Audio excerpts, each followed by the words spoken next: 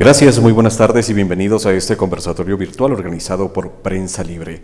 En los próximos minutos vamos a estar hablando de uno de los temas más importantes para Guatemala en los próximos meses. Agradecemos también a un grupo de suscriptores que se encuentran en las instalaciones de Prensa Libre para presenciar la conversación en los siguientes 60 minutos. Vamos a hablar justamente de las elecciones de segundo grado, cuáles son los riesgos y cuáles son las oportunidades para Guatemala. Para conversar nos acompaña Carmen Aida Ibarra, directora de Movimiento Pro Justicia, y Krista Walters, representante del Movimiento Cívico Nacional.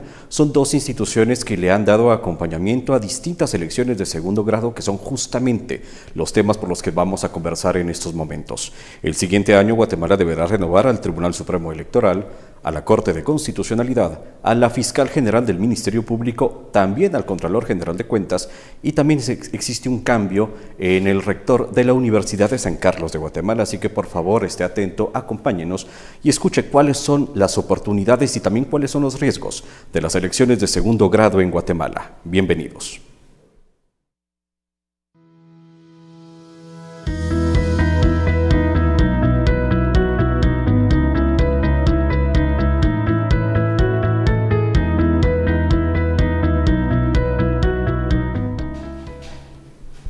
Justamente para entrar en contexto y de manera bastante breve, Carmen Aida, ¿qué son las elecciones de segundo grado? Bueno, de acuerdo con lo que establece la ley electoral y de partidos políticos, son las elecciones que realizan para integrar organismos del Estado, quienes en un principio fueron electos por la población en primer grado.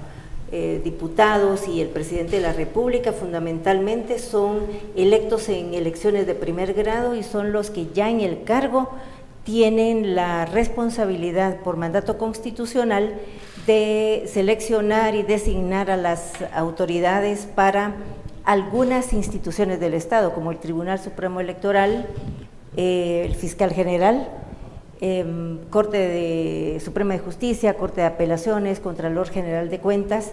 La integración de la Corte de Constitucionalidad no es per se una elección de segundo grado, pero se le llama así porque intervienen tanto el presidente como el Congreso de la República, pero también otros entes electores, en total 5. Así que la población guatemalteca habilitada para votar en elecciones de primer grado elige al presidente y a los diputados, y estos posteriormente ya en el ejercicio del cargo tienen el poder, porque es un poder, ¿no?, de integrar controles constitucionales y controles democráticos como los que ya mencioné. Son varios procesos que convergen en un solo año, prácticamente en cuestión de meses. Krista, ¿cuál va a ser el principal reto para la ciudadanía, para la población, incluso para la prensa, el dar seguimiento a estos procesos que prácticamente van a estar muy alineados? Sí, parece que en este 2026 se dice que se alinearon los astros, porque era algo que no había pasado anteriormente y probablemente no nos pase en unos 60 años, que se junten todas estas elecciones y básicamente pasen al mismo tiempo. Y el reto está en que los ciudadanos no participamos directamente de estas elecciones, es decir, son cuerpos colegiados o cuerpos políticos que terminan eligiendo a los candidatos y a quienes van a dirigir a estas instituciones. Por lo tanto, la participación ciudadana es limitada a una parte muy puntual dentro de los procesos, por ejemplo, de las comisiones de postulación. Entonces, el reto está en, primero, cómo se van a integrar esas comisiones para la postuladora del Tribunal Supremo Electoral, para el Ministerio Público también, quiénes van a llegar a estar en esas comisiones, que sean personas pues idóneas para poder elegir a otras personas idóneas para esos cargos. Y también el reto está en que cómo se blindan esos procesos de que no sean influenciables por diferentes grupos de interés. Justamente ya el Congreso de la República convocó a la primera comisión de postulación, que será la comisión de postulación para el próximo Tribunal Supremo Electoral, una comisión de postulación que por mandato legal es presidida por el profesional que ocupe la rectoría en la Universidad de San Carlos de Guatemala. Carmen Aida, en una primera pregunta relacionada al Tribunal Supremo Electoral, la ley faculta quién debe de ser el rector de esta comisión de postulación. Hay muchas dudas con relación a esta persona. ¿cuál será el papel o el balance que pueden dar el resto de comisionados?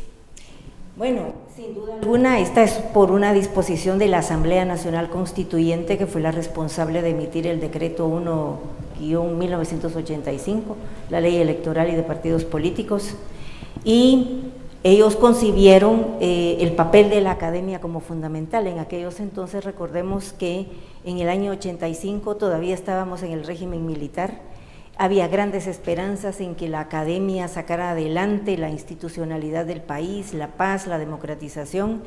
De hecho, empezamos justo con la emisión de la Constitución y su entrada en vigor, una etapa de transición hacia la democracia, y se inició un proceso de pacificación que en realidad fue exitoso primero para toda Centroamérica y después para Guatemala misma, aunque tardó años en llegar, así que todo estaba muy bien concebido por la Asamblea Nacional Constituyente, pero nunca imaginamos que iba a llegar Walter Mazariegos a ocupar el cargo de rector de la Universidad de San Carlos.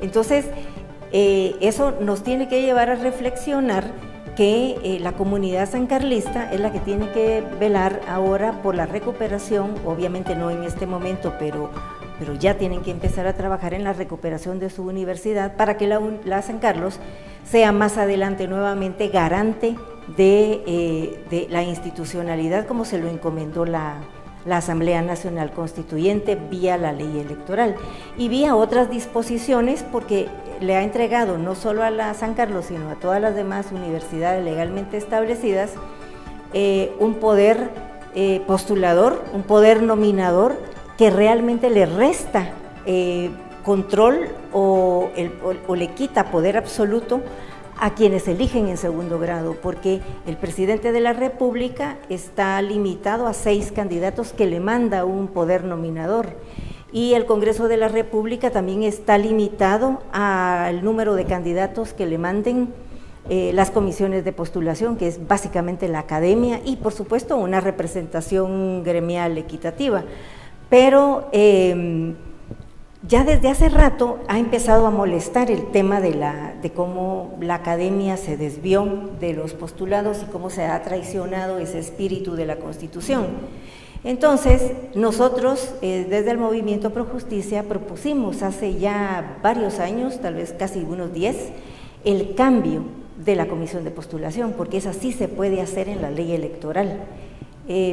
Todo lo que requiere un cambio constitucional es más difícil, pero en este caso sí se puede, y le propusimos al Congreso una comisión parecida a la de Derechos Humanos, para que sean los diputados mismos los que en una comisión multipartidaria, con representación partidaria, definan a los candidatos, para que sea una auténtica elección de segundo grado. Pero bueno, no se pudo en aquella ocasión, ahora llegamos exactamente a lo mismo. Y está la sola presencia del señor Walter Mazariegos impone ya una tacha a la comisión per se, ¿verdad? Y un riesgo, una tacha, y le tocará a los rectores de las universidades privadas, a los decanos de las universidades privadas, poner un límite al manejo que él pueda realizar, al amaño que quisiera tal vez él realizar y que pueda realizar, ¿verdad? Entonces, estamos de alguna manera confiando en que los rectores hagan su mejor selección de representantes y que los decanos también lo hagan, para que haya una especie de contrapeso. Justamente el Congreso ya convocó a esta comisión de postulación, ya incluso también el Consejo Superior Universitario nombró al suplente del rector en esta comisión de postulación, pero a la fecha tenemos un Tribunal Supremo Electoral que solamente cuenta con 1 de los 5 magistrados titulares en funciones, un Tribunal Supremo Electoral que prácticamente tuvo que defender el proceso de votaciones generales del 2023, pero Crista, para que las personas entiendan un poco mejor, ¿en qué me afecta a mí, como guatemalteco, el no tener un Tribunal Supremo Electoral idóneo? Claro, creo que con este tipo de elecciones donde los ciudadanos no participamos se ve muy lejano, y por eso queda esa duda de, bueno, a mí como ciudadano, ¿qué me importa qué están haciendo los abogados, qué están haciendo los diputados? Pero al final del día tiene una consecuencia directa en la vida de todos nosotros, y específicamente en el Tribunal Supremo Electoral, por la importancia que tiene esta institución para garantizar de ese lado de la vida democrática del país, porque es la institución que uno no solo organiza las elecciones, que es una parte muy operativa, pero es la institución que está encargada y responsabilizada de velar por la voluntad popular de los guatemaltecos cada vez que hay elecciones. Entonces, cuando vemos esta elección en particular, creo que los ciudadanos lo que tenemos que recordar es que el resultado, primero, de cómo se integre esa comisión, que van a ser las personas que evalúen luego a un grupo mayor de personas, abogados, magistrados, diferentes personalidades que quieran convertirse en magistrados del Tribunal Supremo Electoral, es clave en el sentido de que esas personas que luego el Congreso tenga que elegir, tienen en su mano las elecciones del 2027. Lo que decía de cuidar nuestro voto, de cuidar la voluntad de los guatemaltecos, y por eso es tan importante que sean personas que cuando lleguen al cargo pues muestren esa independencia. No pueden ser operadores políticos de un partido anterior o personas que van a operar políticamente por un grupo de interés. Tienen que ser personas que sean independientes, que en su actuar eventualmente sean objetivas, que se vea esa trayectoria también de independencia, para que el tribunal, junto con muchas otras instituciones, pues no se vea como ese botín de, bueno, llegué a ser magistrado, llegué a la institución para utilizarla a mi favor, sino que se utilice precisamente para lo que debe de existir, de esa institucionalidad democrática del país. En las últimas comisiones de postulación que tuvo Guatemala, la renovación de la Corte Suprema de Justicia y las Cortes de Apelaciones, las dos comisiones tuvieron retrasos porque no lograban definirse en la sede. Hubo una disputa que se extendió prácticamente por un mes para definir el lugar de trabajo de esta comisión de postulación. Para la postuladora del Tribunal Supremo Electoral, ya la Junta Directiva del Congreso notificó al presidente de la comisión, al rector del USAC, que la sede tiene que ser el Congreso de la República. Carmen Aida, ¿por qué es importante esta notificación que hace la Junta Directiva del Congreso? Porque hasta donde sabemos, por lo que han contado los diputados, el rector Mazariegos estaba haciendo ya cabildeos para llevar la sede de la comisión a un hotel, en donde obviamente él iba a controlar las entradas y las salidas, el acceso, los alrededores, en conjunto con la seguridad del hotel, ¿no?, que se contratara para el efecto. Pero la ley es muy clara, eso no se ha cambiado, así que no tiene que ser motivo de discusión. Además, él estaba tomando decisiones ya, metiendo en problemas a los diputados, que pocos conocían que la ley no permite eso de jugar con la sede, sino que está ya establecido. Y cuando en todo caso tendría que haber esperado a que la comisión estuviese integrada para consultar con todos los demás, porque él en todo caso es el que preside la comisión, pero no necesariamente es el rey de la comisión, ¿verdad?, no es el monarca ahí. Entonces tiene que consultar con los otros miembros de la comisión al respecto. Tendría que haber en todo caso consultado, pero lo que hizo fue empezar a hacer cabildeos con miembros de la junta directiva actual y la entrante, con otros diputados para que previeran el pago de la sede, y en realidad la ley es bastante clara, así que ya se lo pusieron también en claro. Por supuesto que tienen que buscar un lugar amplio, que puede ser el Salón del Pueblo, el mismo Salón de los Pasos Perdidos, el Salón de los Jefes de Bloque en la Casa Larrazábal. Hoy en el año 2020 también fuimos a ver cómo trabajaba la comisión en los alrededores del Congreso, porque el Congreso tiene alquiladas una serie de inmuebles alrededor del Palacio Legislativo, que también son sede del Congreso. Lo importante es que el Congreso, según la ley electoral, es el garante de que el proceso funcione, de que la comisión funcione, desde proveer la sede hasta la más mínima necesidad de papel que tenga la comisión, ¿verdad?, incluso de lapiceros. Entonces, para eso es que está establecido así. Incluso tienen que sesionar y dejar constancia de esto en el acta, en un libro de actas que debe ser del Congreso de la República, o sea, que está amarrado al Congreso de la República, y es la única comisión que está amarrada al ente que va a elegir. Todas las demás comisiones pueden elegir su sede, y por eso se dio el juego el año pasado, pero que fue un juego burdo porque lo que querían era medir fuerzas y querían, no era porque de verdad les surgiera llevarse a la Corte Suprema de Justicia la sede, sino era para medir fuerzas y tratar de retrasar el proceso, porque sí hubo la peregrina idea de los magistrados que estuvieron que estaban en el cargo en esos entonces, de atrasar todo y quedarse más tiempo. Como ya le había quedado bien a la anterior Corte Suprema, pues querían repetir la hazaña de seguir en funciones prolongadas. Pero en este caso, la sede es el Congreso de la República, entiéndase, oficinas del Congreso de la República, y parte de lo que se le pide a los rectores y a los decanos de las universidades privadas es que también peleen su lugar, y por supuesto a quien vaya a elegir el Colegio de Abogados como su representante, que no, si hay algún problema con la sede, si Mazariegos insiste en sacar de la sede del Congreso la comisión, que en enero, cuando la comisión ya esté integrada e instalada, vuelvan a ese tema y no permitan que se mangonee y que se ponga en riesgo la publicidad y la transparencia. El Tribunal Supremo Electoral que sea electo por el Congreso de la República deberá de tomar posesión en marzo del siguiente año, y justamente poco tiempo después, en abril, debe de renovarse también la Corte de Constitucionalidad.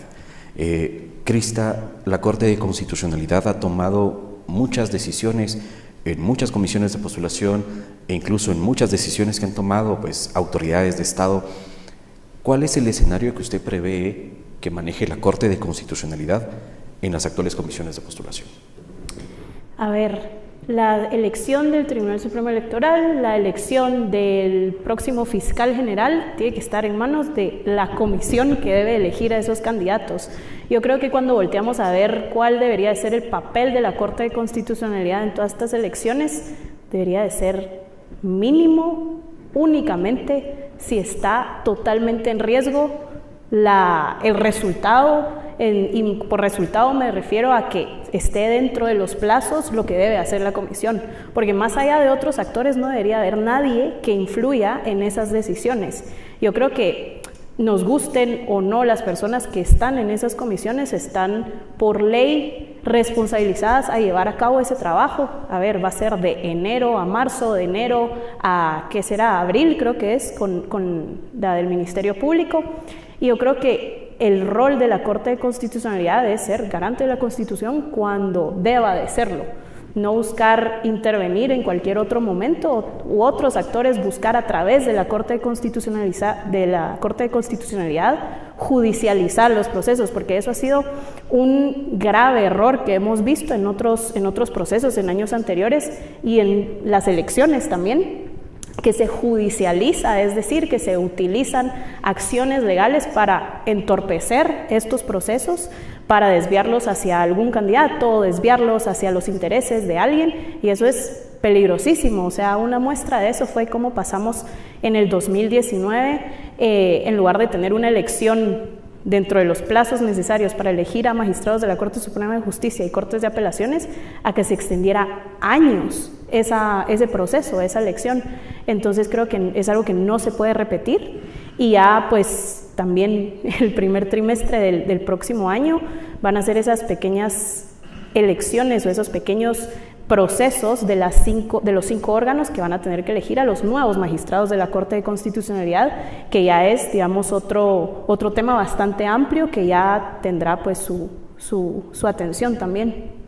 Si bien es cierto, la Corte de Constitucionalidad no se rige por un proceso tal cual de elecciones de segundo grado, pero son pues autoridades nombradas por los 3 poderes del Estado, por el Colegio de Abogados y Notarios de Guatemala y por el Consejo Superior Universitario, 5 magistrados titulares, 5 magistrados suplentes que pueden optar a reelección.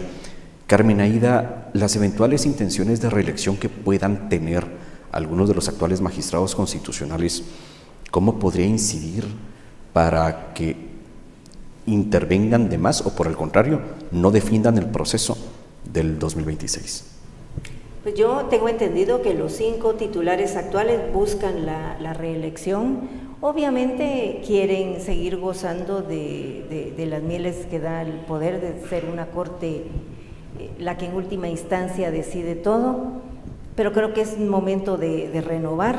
Han estado ellos emitiendo resoluciones totalmente cuestionables en la mayoría de los casos.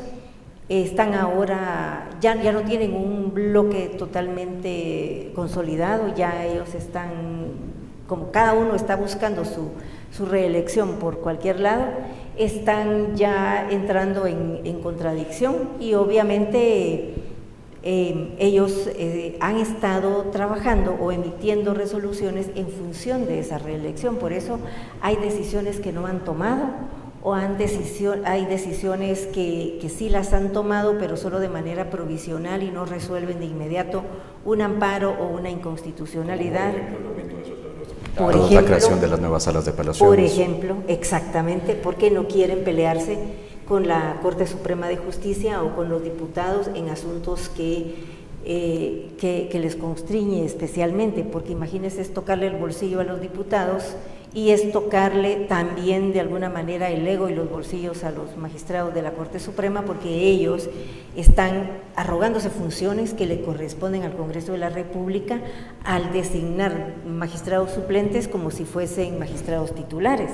Ya lo vienen haciendo desde el 2014, que nombran a los magistrados suplentes, los nombran magistrados de apoyo. Entonces están los 3 titulares, los 2 suplentes y 1 o 2 magistrados de apoyo en algunas salas, y esos de apoyo son contratados, creo que bajo el renglón, no sé, 022, 021 por ahí, y están el periodo completo, o sea, ejerciendo como si fueran magistrados titulares. Esa es una anomalía, pero ellos lo arreglaron vía un reglamento interno de la Corte Suprema de Justicia, y ha habido años en los que hay más, años en los que hay menos, pero eso lo van a tener que resolver en algún momento y regresar a las funciones constitucionales. O sea, la Corte Suprema no puede elegir magistrados o nombrar los titulares a los que solo son suplentes. Y eso entraña muchos intereses, no solamente es el ego de que yo nombro aquí, yo nombro allá, yo quito aquí, pongo allá, sino me imagino que hay entendimientos de orden económico ahí también, pues, o sea, estamos hablando de plazas muy caras que son para largo rato, ¿no? Para todo el periodo están pensando. Así que obviamente la Corte de Constitucionalidad, por lo menos los 5 titulares, y no dudo que algunos suplentes estén trabajando en esa función de la reelección, ¿verdad? A ver qué tal les va. Obviamente con el caso del Ejecutivo, ahí sí va a haber sin duda alguna un cambio. También en el Consejo Superior Universitario, porque Héctor Hugo Pérez Aguilera ya no conviene para el Consejo Superior Universitario. Entonces los que entraron por el presidente están buscando ir por la Corte Suprema de Justicia o por el Consejo Superior Universitario, simulando ser catedráticos, aunque sí están contratados, pero no van a dar clases, sino que mandan auxiliares, ¿no? Gentes que son empleados, qué sé yo, de su oficina o de la misma Corte de Constitucionalidad, y los mandan a dar clases, ¿no? Pero ya van a tener el contrato como para demostrar, miren, yo soy docente universitario y tengo preferencia, por lo tanto, ¿no? Es un fraude eso, ¿verdad?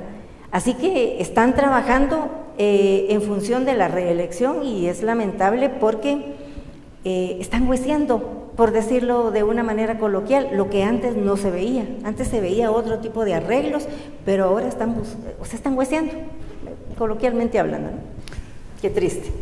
En marzo se renueva el Tribunal Supremo Electoral, en abril la Corte de Constitucionalidad, y en mayo se debe de renovar al fiscal general y jefe del Ministerio Público, cargo que actualmente ocupa María Consuelo Porras, quien fue electa en un primer periodo por el expresidente Jimmy Morales, posteriormente fue reelecta por Alejandro Yamatei, y ahora el presidente Bernardo Arévalo tendrá que nombrar a un nuevo fiscal general. Este proceso también se rige por medio de comisiones de postulación. El presidente de esta comisión de postulación es el presidente de la Corte Suprema de Justicia, puesto que actualmente está vacío. Hay un presidente en funciones, el Pleno no se ha puesto de acuerdo, no hay un presidente nombrado. Crista, ¿qué tan riesgoso es llegar a estas fechas a la futura comisión de postulación de fiscal general y que la Corte no tenga, por ejemplo, ya un presidente electo?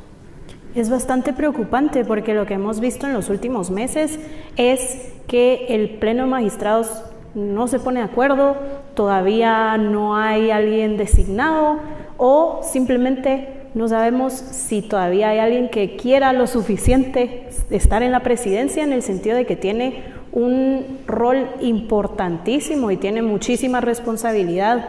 Creo que antes de que termine el año debería de darse esa elección dentro del Pleno de Magistrados de la Corte Suprema de Justicia para saber quién va a presidir esa comisión de postulación, porque si bien el presidente de una comisión de postulación, como decía Carmen Aida, no es el rey de la comisión, es básicamente quien pone el ritmo de la comisión, de cómo se van a llevar a cabo las reuniones, es quien propone entonces las reglas internas, luego obviamente como es un cuerpo colegiado se tiene que votar por ellas, pero es básicamente la persona que va dirigiendo el paso que tiene la comisión. Entonces lo ideal sería que dentro de la Corte Suprema de Justicia pues ya se tenga quién va a ser el presidente, y es lamentable en el sentido de que se ve por un lado ese juego de poder, en el sentido de que, a ver, o no se han puesto de acuerdo porque todavía nadie tiene el interés suficiente para ser presidente, que lo dudo mucho porque es una responsabilidad muy grande, y como sabemos acá en Guatemala ese juego de poder y el juego también de tener influencia en estas elecciones es grandísimo. Entonces nos lleva a pensar de que todavía no se han puesto de acuerdo entre ellos para poder elegir a ese presidente. Y yo creo que para bien o para mal la gestión del actual fiscal general ha puesto los ojos encima en el Ministerio Público, que quizá hace, que será unos 15 años, no se le ponía tanta atención a esta institución. Y eso nos da indicios también que como ciudadanía, a ver, no podemos dejar pasar esa elección como si no estuviera pasando nada, y no podemos dejar de ponerle los focos a esa elección también, que como decía, es muy difícil en el sentido de que están pasando casi 3 elecciones al mismo tiempo, pero precisamente por eso la elección de fiscal general y la elección esta dentro del Ministerio Público, pues es algo que los ciudadanos no nos podemos perder. Carmen Aida, la misma pregunta, ¿qué tan riesgoso es que ya, por ejemplo, funcionando la Comisión de Postulación de Fiscal General, posiblemente con el actual presidente en funciones, la Corte Suprema elija presidente y ya haya alguien nombrado que no sea el vocal 1? ¿Qué tan riesgoso podría ser eso para el proceso? Fíjense que la falta de presidente para un nuevo periodo, en realidad en la Corte Suprema de Justicia a mí no me preocupa tanto, porque está claramente establecido en la ley que si no hay un presidente electo, está facultado el vocal primero para hacer el interinato. Está bastante reconocido en la ley, no estamos ante una situación un poco dudosa de cuando se prolongaron en funciones, aunque también ahí hay un artículo que muy claramente dice que no pueden abandonar el cargo. O sea, se aceptó esa situación porque además no había para dónde. Pero estamos en una situación similar en el caso del Consejo Superior Universitario, donde ahí la mayoría, creo que ya se les venció el periodo, están fuera de periodo, algunos ya están electos, pero al señor rector no se le da la gana darles posesión. Entonces, es más irregular la situación del Consejo Superior Universitario al extremo de que realmente está legalmente establecido, integrado, legitimado como para elegir a un magistrado titular y a un suplente de la Corte de Constitucionalidad el Consejo Superior Universitario. Entonces a mí me preocupa más eso que el presidente, y tal vez ha de ser porque desde que hubo un cambio en la Constitución, la que se aprobó en el año 93 y entró en vigencia en el año 94, hemos visto recurrentemente, es que todos los años hay problema para elegir al presidente. Ahora uno dice, pero ¿por qué se pelean tanto si es un año? Bueno, es que en un año manejan miles de millones de quetzales. ¿Cuánto es el presupuesto del organismo judicial? Es el 2% de todo el presupuesto del Estado. Y ahora ya vamos por 163,000 millones. Imagínense el 2% de eso, eso es lo que le toca que manejar a quien presida la Corte Suprema de Justicia y el organismo judicial. Entonces él decide desde qué conserje se contrata hasta qué letrado. Entonces es un poder administrativo y financiero enorme, porque además de tener ese 2%, tiene aportes extraordinarios de miles de millones y tiene además los fondos privativos del organismo judicial, que es el cobro de las multas y todo esto. Entonces es un señor que nada en dinero, una señora que nada en dinero, y por eso los bonos van y los bonos vienen y se aumentan el salario, porque es una orgía de millones de quetzales eso. Ese es más el riesgo para el organismo judicial como tal que para una comisión de postulación, porque finalmente es un voto, sí, es el presidente y es el que convoca, pero hay cosas que él no puede hacer. Las decisiones no las toma él, sino las tienen que tomar por la mayoría calificada de la comisión, que si en este caso seguimos con 12 decanos más el presidente formal o interino de la Corte Suprema de Justicia más las 2 representaciones del Colegio de Abogados, son 15. Entonces estamos hablando de que necesita tener el apoyo de 8 más para formar 9 votos y tomar decisiones. Entonces sí es complicado, tal vez yo no le doy tanta importancia porque lo he visto todos los años, si los magistrados de la Suprema quieren tener vacaciones en diciembre, quieren ir a visitar a Mickey Mouse, aunque ahora ya algunos no pueden, o pueden ir a cualquier otro lado, necesitan dejar porque la Corte ya les ordenó. Todos tenemos la culpa de que la CC tenga ese poder enorme porque para todos nos vamos a llorar a la mamá CC. No. O sea, hay cosas que antes nunca la Corte no tomaba esas decisiones. ¿Por qué? Porque había líderes en el legislativo, pero ahora ya solo hay negociantes. Ya los secretarios generales de los partidos políticos ya ni valen tanto, porque quienes tienen más poder son los jefes de bloque y los jefes de facción. Porque ¿de qué sirve ser jefe de bloque de 1 o 2 diputados si hay otro jefe de facción que no es jefe de bloque, pero igual maneja 20, 30 votos? Entonces ya los partidos políticos están en la lona. Así que sí, es importante, y tal vez yo digo, no me corto las venas porque no hayan electo presidente, pero es porque eso ocurre todos los años. Del año 2008 al 2009, el magistrado Eliú Higueros estuvo todo ese tiempo de presidente interino, porque era el vocal 1, y finalmente eligieron a uno que estuvo 3 meses en el cargo y fue a postular y ahí estando ya en el proceso de postulación de quienes los iban a suceder en el cargo, ahí eligieron, ¿verdad? Entonces eso la ley lo permite, pero lo que es más grave es lo de la Universidad de San Carlos, porque está desintegrado el órgano, no está integrado con las gentes que debieran estar legitimadas para hacerlo, y porque es un amaño total, ¿no? Y justamente también el próximo año se debe de renovar al rector de la Universidad de San Carlos de Guatemala, un rector que llegó con muchas dudas, incluso con señalamientos de un supuesto fraude señalado por estudiantes, docentes y organizaciones sociales. Crista, ¿qué tan complejo va a ser para los estudiantes sancarlistas recuperar la Universidad de San Carlos? Yo creo que esa es una labor muy puntual justo de las personas que están dentro de la universidad, porque como bien decías, Douglas, el actual rector tiene que haber casi nula legitimidad y es muy preocupante dado que es la única universidad estatal del país y que tiene precisamente esta participación en procesos de tanta trascendencia. Yo creo que si bien esta elección del rector se da justo después de estas 3 elecciones del TCE, del Ministerio Público y de la CC, va a tener un impacto en el sentido de que la persona que quiera optar para ese cargo es posible que también esté rondando en esas otras listas de personas que quieran optar, ya sea para ser magistrado del Tribunal Supremo Electoral, para estar en fiscal general o incluso para la Corte de Constitucionalidad.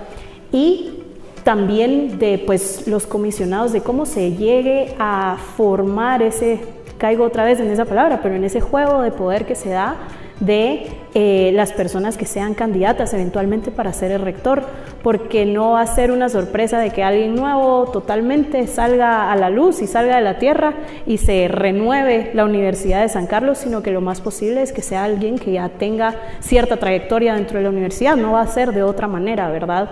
Entonces eso también condiciona un poco cómo se vaya a llevar a cabo esa elección, y que creo que va a ser una labor que está totalmente en las manos de la comunidad sancarlista. Nos encontramos en un conversatorio virtual organizado por Prensa Libre hablando de las elecciones de segundo grado del 2026, un proceso de renovación de autoridades del Tribunal Supremo Electoral, Corte de Constitucionalidad, Ministerio Público, Contraloría General de Cuentas y USAC. Nos acompaña Carmen Aida Ibarra y Krista Walters. Vamos a una breve pausa y continuamos. Desde 1951, Prensa Libre ha sido parte de la vida de millones de guatemaltecos. Hemos estado en cada amanecer, en cada noticia importante, informándole con credibilidad y profesionalismo. Hoy, seguimos con usted, adaptándonos a los nuevos tiempos.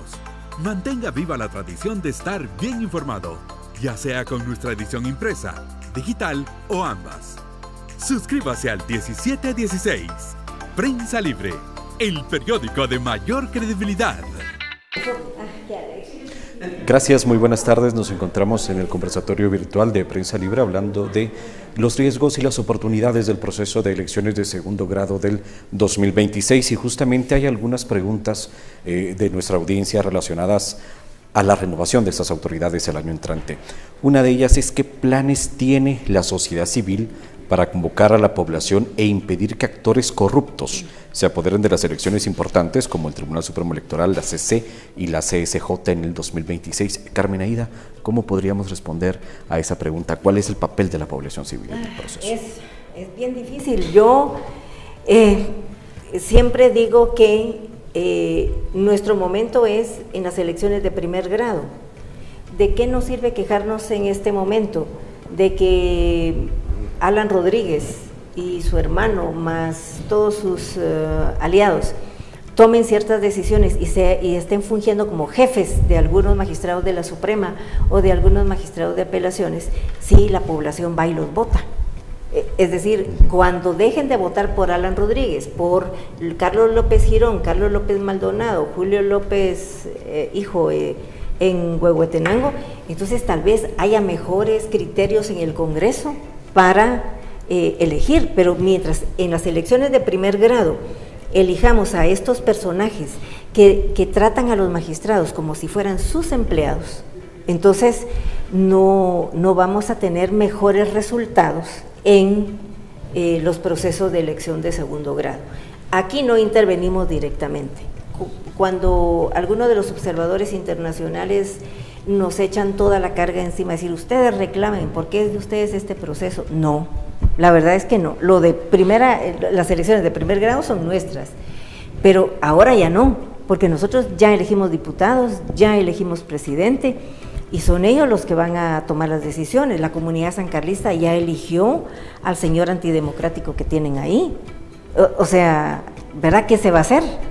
Ya no hay nada que hacer más que exigir, hacer bulla en todo caso, plantear exigencias, por ejemplo, exigir que mejoren los instrumentos de evaluación y que no haya regresiones. ¿A qué me refiero con esto?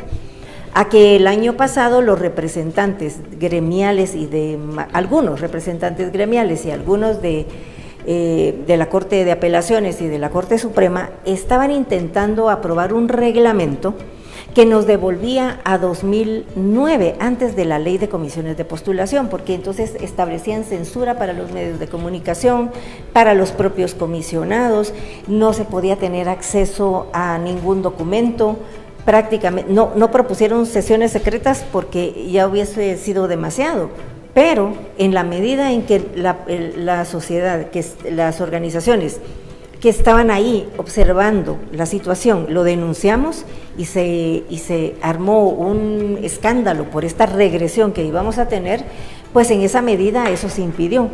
Hasta ahí llega. Yo creo que nosotros tenemos un campo bastante limitado por ser elecciones de segundo grado, y sobre todo en lo que respecta a la Corte de Constitucionalidad, ahí tenemos menos cancha, pero sí hay posibilidades de, cuando nos enteremos quiénes son los aspirantes, podemos denunciar si tienen impedimento o no, o si tienen una tacha.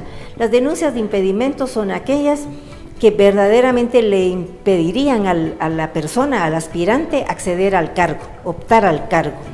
Y las tachas son aquellas de que, si bien no necesariamente es un impedimento, pero es una tacha, ¿verdad?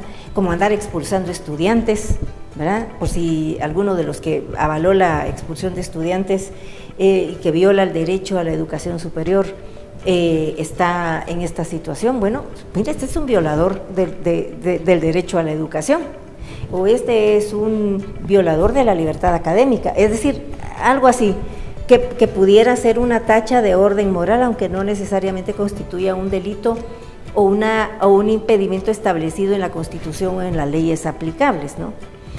Vamos a tener, yo diría que tal vez más problemas en la elección de la Corte de Constitucionalidad y del Ministerio Público, porque podrían ser más impugnables. Y en cambio, en la Corte de Constitucionalidad, la misma ley de amparo, que es la que rige, no rige la ley de comisiones de postulación, sino la ley de amparo, establece cuáles son los procedimientos generales a seguir, y la verdad es que no son muy demandantes, así que casi que democráticamente pueden designar, pero sí establece que son inimpugnables las decisiones que tomen el presidente de la República, la Corte Suprema de Justicia y el Congreso de la República. O sea que sí se puede impugnar lo que decida el Consejo Superior Universitario y el Colegio de Abogados, ¿verdad? O sea que estamos viendo que si hay problemas, Héctor Hugo Pérez Aguilera podría seguir ahí un buen rato, porque es el que está por el Consejo Superior Universitario, y en el caso del Colegio de Abogados, Néstor Vázquez. Otra de las preguntas es, con tanto entrampamiento en cortes, ¿habrá suficientes actores honorables que vayan a permitir estas elecciones se evacúen por la vía correcta? Es decir, que se elijan a las personas idóneas. Crista, ¿cómo responder a eso? Yo creo que ese es uno de los grandes retos que tienen todas las comisiones de postulación cuando suceden, de que lleguen personas idóneas y capaces a postularse, porque una cosa es quienes están dentro de la comisión y quienes van a evaluar a esas personas, pero muy poco pueden hacer si perfiles buenos no se postulan. Es decir, necesitamos incentivar a que buenos profesionales también se postulen, porque necesitamos, como decía, magistrados del Tribunal Supremo Electoral que no sean operadores de partidos políticos o de grupos de interés o incluso del crimen organizado eventualmente para las elecciones del 2027. Necesitamos un fiscal general que muestre objetividad, que no sea ese juego de la balanza de estos años va a estar de este lado el péndulo versus estos otros va a estar de este otro lado. Entonces, creo que cuando hablábamos al inicio un poquito de esos desafíos y esos retos, no solo es del trabajo que hace internamente la comisión, porque pueden generar la mejor tabla de gradación, el mejor perfil, tener los mejores métodos para evaluar esos expedientes, pero si no llegan personas que son buenas para el cargo y que son necesarias y que tienen las capacidades, nos quedamos muy cortos. Entonces, creo que ahí, sumando un poquito a la pregunta anterior, creo que esa es una parte que desde la ciudadanía podemos incentivar a esos profesionales de, bueno, es el momento de dar ese paso. Yo creo que a muchas personas es uno por temor, pero también por repercusiones en su reputación, que no deciden involucrarse en todos estos procesos o no deciden involucrarse incluso en la política. Pero creo que es algo que tenemos que reivindicar, porque si no se hace en este momento o no se cumple o no se postulan ese tipo de personas, va a ser muy difícil el camino, va a ser una cuesta muy empinada para esperar otros 6 años, otros 5 años, o luego esperar a las elecciones del 2027, que puede que suenen muy cercanas, pero a ver, si nadie bueno, idóneo, honorable quiere participar, ¿en manos de quién estamos dejando el país? Que ya lo estamos viendo con muchos partidos en el Congreso, que estamos dejándolo en manos del crimen organizado, con personas o personajes que están ligados o que tienen claros nexos al narcotráfico. Entonces, el sistema político del país no puede quedar en manos de ese tipo de personas, porque si no ya podemos darlo por perdido. Otro de los actores importantes en este proceso es el Colegio de Abogados y Notarios de Guatemala, que justamente la Junta Directiva del colegio está por convocar a las elecciones para elegir a un comisionado titular y suplente para la Comisión de Postulación del Tribunal Supremo Electoral. También el Colegio de Abogados debe de nombrar un magistrado titular y suplente para la nueva Corte de Constitucionalidad. La presidenta de la Junta Directiva y del Tribunal de Honor ocupan puestos en la Comisión de Postulación de Fiscal General, y justamente ahora trasciende una resolución en donde se autoriza que el Colegio de Abogados también pueda convocar a la elección del representante del colegio ante el Consejo Superior Universitario de la USAC. Es decir, el Colegio de Abogados va a tener muchas elecciones en puerta y muchas elecciones importantes. Carmen Aida, ¿cuáles van a ser los principales actores que usted cree destaquen en las elecciones del Colegio de Abogados? ¿Cuáles van a ser esos nombres que vamos a ver nuevamente en campaña próximamente? Empezaría hablando por organizaciones gremiales como tal. Creo que está claro que ha estado ganando elecciones en el colegio el grupo que lidera el exrector Estuardo Gálvez, Plataforma Jurídica, Plataforma de Profesionales por la Justicia, Unidos por el Derecho, y ahora que ya evidenciaron su alianza con Avanza, que son algunos fiscales y la cúpula de asesores de la fiscal general, ¿no? Entonces, esa es una primera alianza que está claro que es muy fuerte. Luego estaría, y ahí el candidato sería el rector Estuardo Gálvez, el ex rector Estuardo Gálvez a la Corte de Constitucionalidad. Obviamente él camina sobre espacios frágiles e inciertos y ha tratado de reducir esa fragilidad y esa incertidumbre aliándose con la gente de la fiscal general, para evitar que lo capturen otra vez de nuevo justo cuando el día de las elecciones, ¿verdad? Pero me parece que ya en el Ministerio Público y quienes están detrás de la fiscal entendieron que lo vuelven víctima si otra vez van y lo capturan el día de las elecciones. Creo que también ya comprendieron que si van contra la planilla que postule, por ejemplo, Unidad por la Justicia, que es la que está ahora en la Junta Directiva del colegio, igual, porque la captura de Eduardo Masaya de alguna manera contribuyó mucho a la victoria de esa planilla. Entonces creo que también, según me han contado, ya entendieron que no pueden seguir criminalizando a esta gente porque ya los vuelven víctimas y hasta les pueden provocar la victoria, ¿no?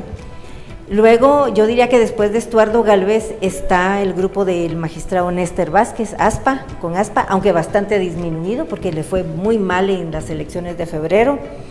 No participaron, hasta donde recuerdo, en la elección del representante al registro de información catastral. Ellos han puesto mucho la esperanza en el voto evangélico del gremio. Tienen una academia de Reyes Rehoboth, que es algo evangélico, y ahí forman líderes y hay como, qué sé yo, 50 magistrados de la Corte de Apelaciones y algunos de la Suprema formando parte de esos liderazgos que ellos forman. Entonces sí están apostando mucho a ese voto evangélico, ¿no? Que es la misma red que tejió el director de Academia de Reyes Rehoboth, Sergio Madrazo, cuando era director de la unidad académica del colegio en tiempos de ASPA. Así que yo diría que ellos también se miran fuertes. Y luego están los que tal vez no lleguen ni a la esquina, como Maynor Moto y su brújula gremial, coalición gremial, con el apoyo del grupo de Juan Carlos Godínez y del mismo rector de la Universidad de San Carlos.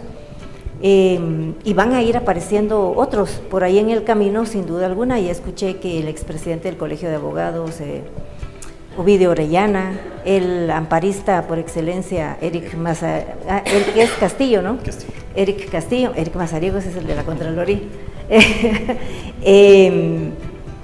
Y en fin, van a salir otros, ¿no? Todavía no sabemos a quién va a lanzar el grupo que en este momento domina lo del Colegio de Abogados, la Junta Directiva. Pero sí, pareciera ser que va a estar dura la batalla entre las candidaturas del exrector Estuardo Gálvez y del magistrado Néstor Vázquez. Vamos a ver qué pasa ahí. Nos encontramos en un conversatorio virtual de Prensa Libre hablando sobre las elecciones de segundo grado del 2026. Vamos a una breve pausa y continuamos. Ingresa a tiendas de libros Tinter para encontrar contenidos y libros únicos. Eliges el que más te gusta. Lo imprimimos solo para ti y entregamos donde tú prefieras, para que disfrutes todos tus momentos de lectura.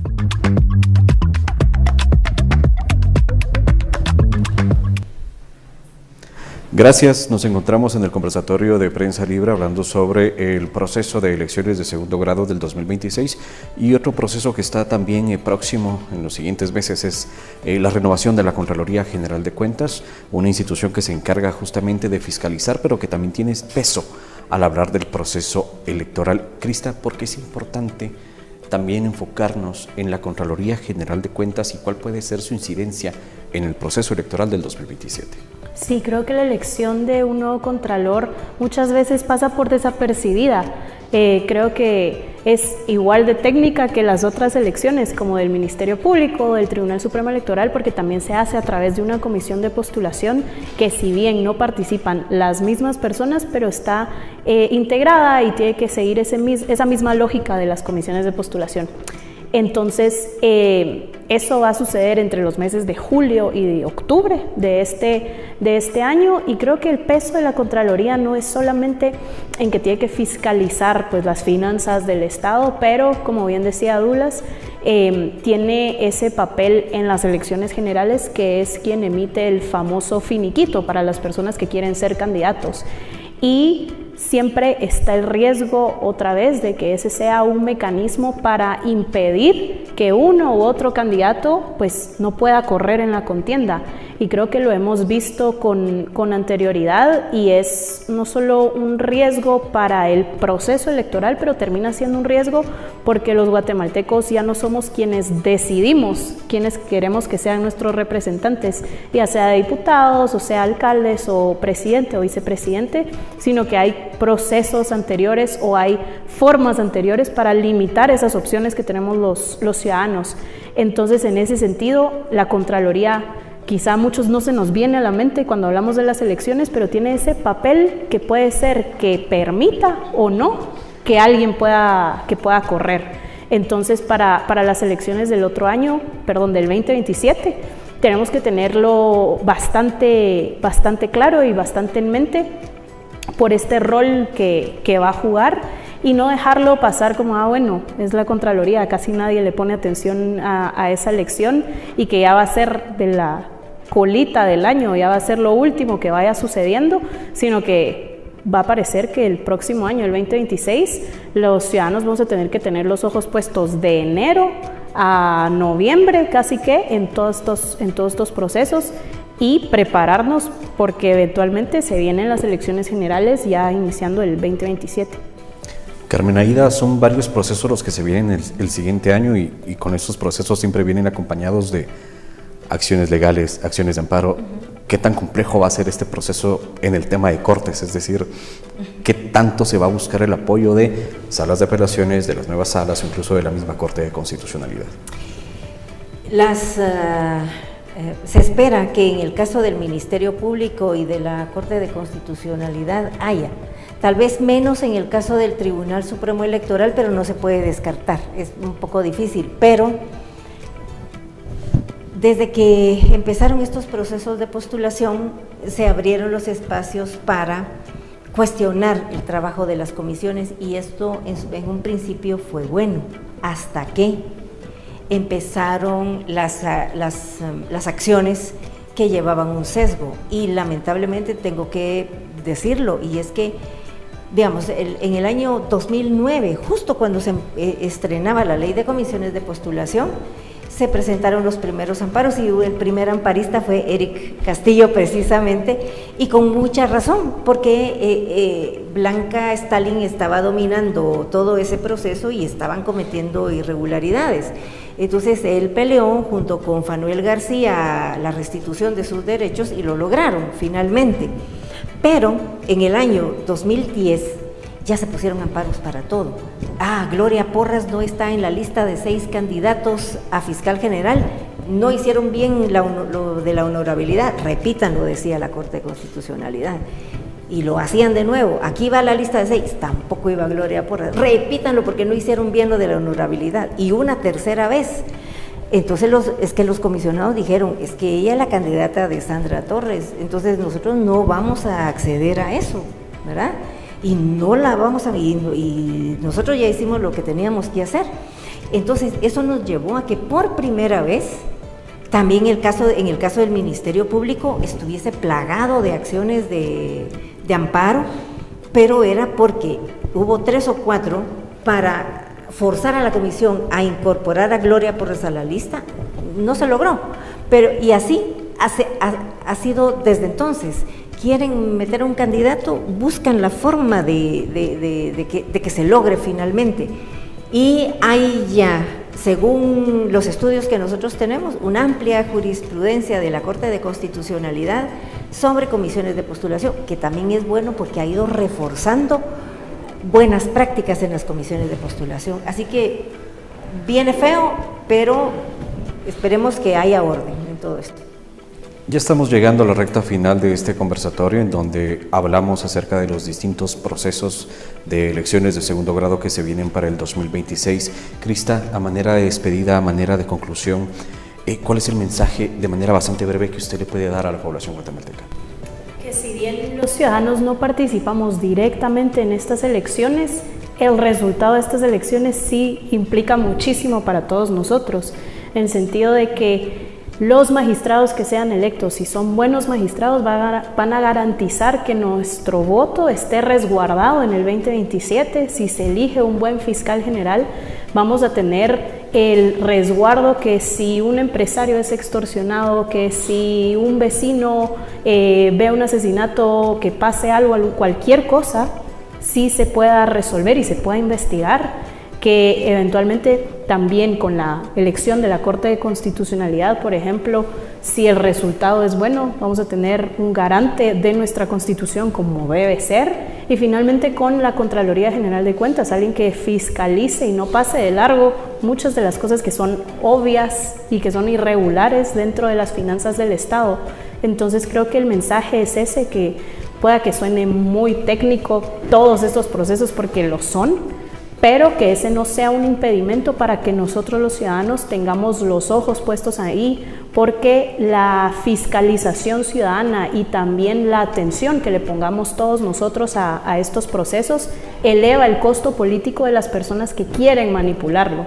Entonces creo que esa es una parte que no deberíamos de olvidar como guatemaltecos.